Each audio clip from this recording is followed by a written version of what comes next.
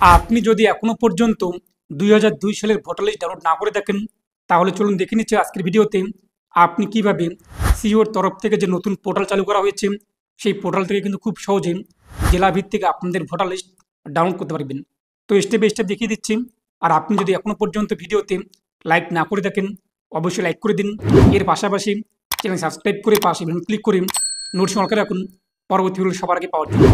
আর আপনি যদি ভিডিওটি ফেসবুক পেজে দেখে থাকেন, অবশ্যই ফেসবুক পেজটি ফলো করুন আর অবশ্যই ভিডিওটি প্রত্যেককে শেয়ার করে জানিয়ে দিন। তো 2002 সালের ভোটার লিস্ট ডাউনলোড করার জন্য আপনি আপনার মোবাইল ফোন, কম্পিউটার, ল্যাপটপের গুগলে চলে আসুন এবং গুগলে এসে আপনি সার্চ করুন MD360 নিউজ লিখে।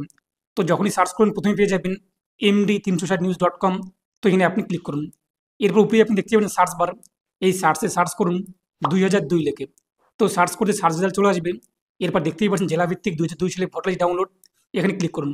এরপর এখান থেকে আপনার আরও বিষয়তে কিন্তু জানতে পারবেন। এরপর এখান থেকে দেখে নিন যে আপনাদের জেলার নাম। তো আপনাদের জেলার পাশে রয়েছে কিন্তু ডাউনলোড, এই ডাউনলোডে ক্লিক করুন। এরপর চলে আসবে বিধানসভা। এরপর আপনি যে ভোটার কার্ড ডাউনলোড করতে চাচ্ছেন এখন ভোটার লিস্ট, সেই ব্যক্তি সেই ভোটার 2002 সালে কোন বিধানসভায় ভোট দিয়েছে এখান থেকে খুঁজে নিন। তারপর চলে আসবে ভোট গ্রহণ কেন্দ্র। এরপর দেখে নিন যে সেই ব্যক্তি সেই ভোটার 2002 সালে সেই বিধানসভার অন্তর্গত কোন ভোট গ্রহণ কেন্দ্রে ভোট দিয়েছে। তার পাশে রয়েছে কিন্তু ফাইনাল রোল, এখানে ক্লিক করুন। ক্লিক করতে একটি কিন্তু পপ আপ শো হবে, সেই পপ আপের মধ্যে আমাদের কিন্তু ক্যাপচার কোড বসাতে হবে। তো ডিসপ্লের মধ্যে যে ক্যাপচার কোডটি শো হয়েছে তা উল্লেখ করে দিন। এরপর সাবমিট কিংবা ভেরিফাই করে নিন।